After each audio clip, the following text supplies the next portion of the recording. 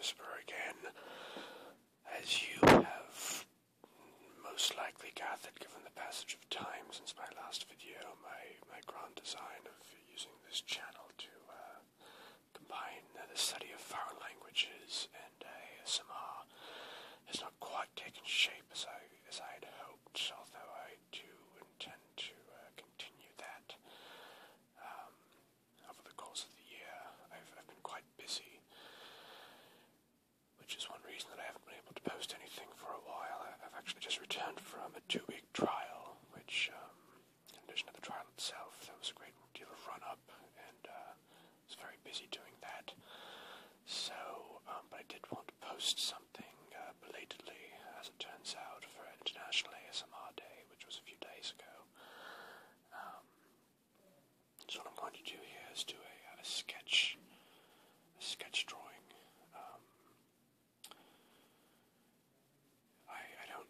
I don't know myself out as a great artist by any means, but I do enjoy drawing. It's something that I've been doing all my life, and I know that the sort of pencil scratching and sketching videos is something that people enjoy, so perhaps you will enjoy this as I sort of whisper over it.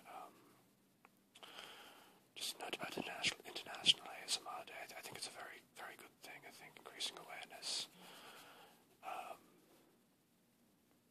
and sort of cohesiveness in the ASMR community is very valuable. I know I think a lot of people in the community have had the experience where they've sort of had this phenomenon occurring all their life, but they never knew that there was an actual name for it, or that other people also experienced it. And actually, it was approximately 1 year ago that I had that I actually learned of it myself. Appropriately enough, back up a bit.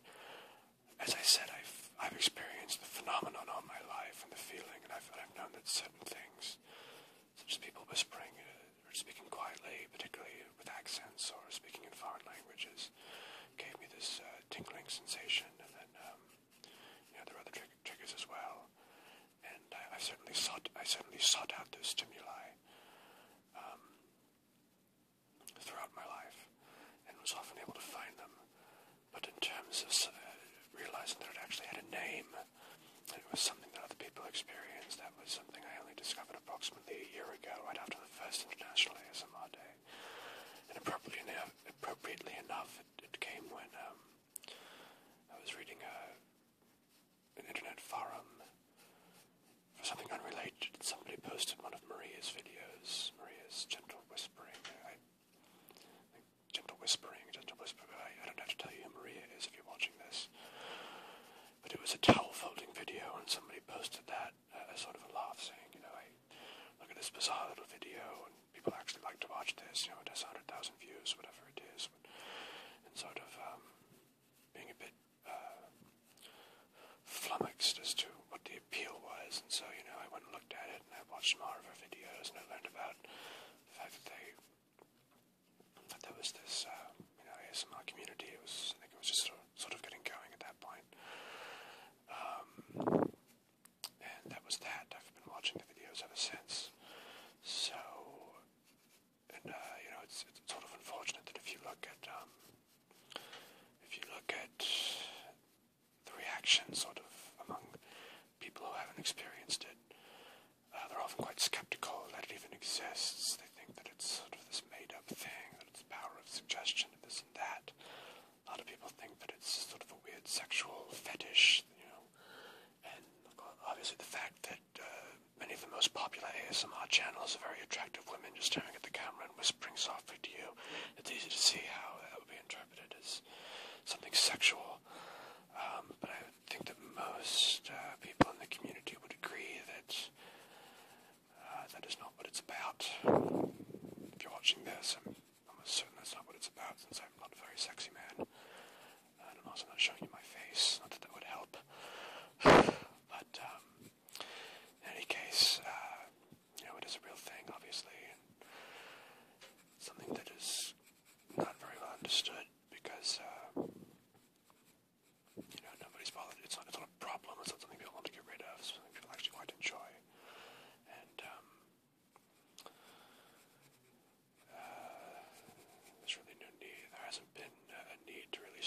understand the phenomenon, even though it is quite real.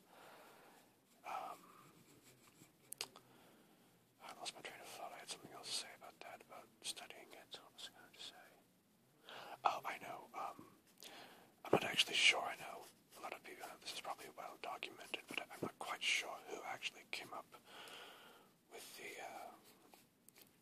phrase ASMR. You know, autonomous sensory meridian response. But I understand from reading some of these skeptical, accounts, skeptical discussions of it, that apparently some of the words that have been chosen refer to either this sort of Eastern mysticism or something else, and that sort of that's contributed to the idea that it's this sort of made-up thing. And what's in a name, as they say, but I don't think that that's obviously a legitimate reason to write it off as something that's not real. It is real. So anyway, that's sort of my rambling thoughts about the ASMR community, what it means to me, and I guess the reason I brought that up is because when I say increasing awareness, obviously there's no need to increase awareness among people who don't experience it, because they're just they sort of look at it as sort of a curiosity or something that doesn't exist, and there's no need for that. But I think there is a value in sort of identifying people who do experience it, letting them know that there is a community out there, there are resources to understand it better, and perhaps more importantly to find triggers. I know that the videos have been very, very valuable to me. It's most a great deal of my YouTube watching now consists of ASMR videos, although I have to sort of be careful in terms of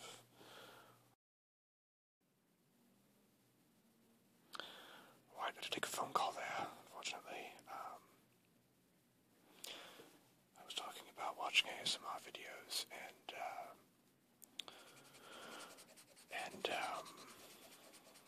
sort of the timing as to when I'm able to watch them. Obviously, I tend to watch them a lot when I'm traveling for business, which is actually quite often. And every now and then, if I'm having a quiet afternoon, I'll actually watch them at work. But then, of course, you risk falling asleep in your office, which is generally not something you want to do. But every now and then, if you have time, nothing wrong with a little office nap, particularly if you're working a lot.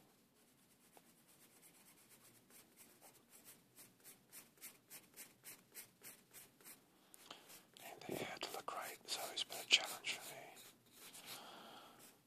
I'm trying to make that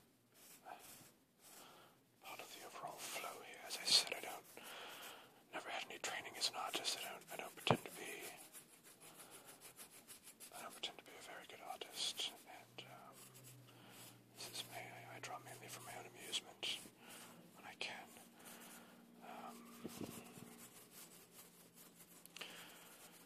When I was at the university, I actually had a comic strip that I drew regularly, and I published it on a website, and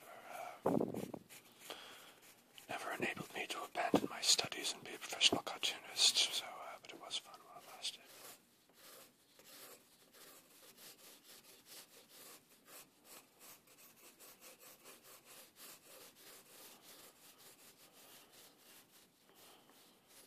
I'm not sure how well this hair is coming out.